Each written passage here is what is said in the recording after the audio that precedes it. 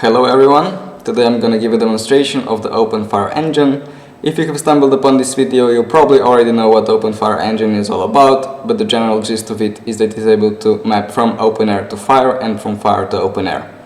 It does all that according to the FHIRConnect specified mappings, but once you do have those mappings, you also need something to run the mappings, and this is what openFHIR engine is all about. It maps the actual data from openEHR to FHIR and vice versa according to the mappings in place.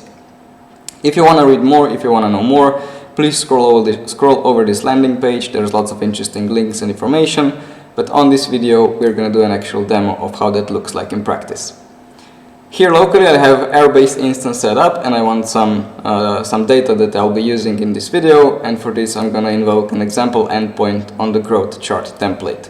Growth chart template has been already mapped in this openFHIR mapping instance, so the mappings are already in place.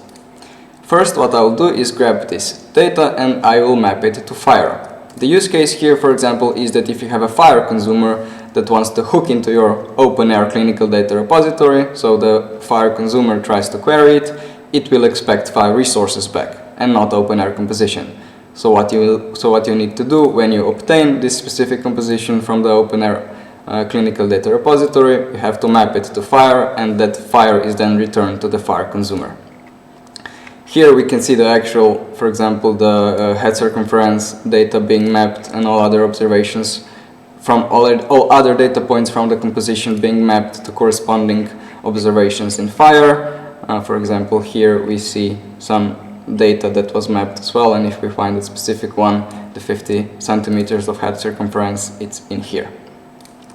Now we take that FHIR data for our next step. Say that you have a FHIR data source that wants to store something to your system that is otherwise openEHR clinical data repository. It is going to send you FHIR resources, but before you can store something like a FHIR resource to your openEHR clinical data repository, you of course need to map it to an openEHR composition according to the template. So you have these FHIR resources, you invoke the other side of the transaction, so you say I have a FHIR resource, I want to map it to openEHR, and you invoke this transaction, you get back a legit composition according to this template, and this is the composition that you can then store against your clinical data repository.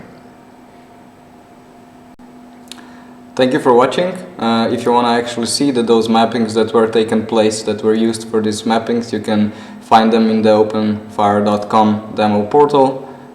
You select the template that exists in that instance. For example, we were using the growth chart template, and here below you can see the actual mappings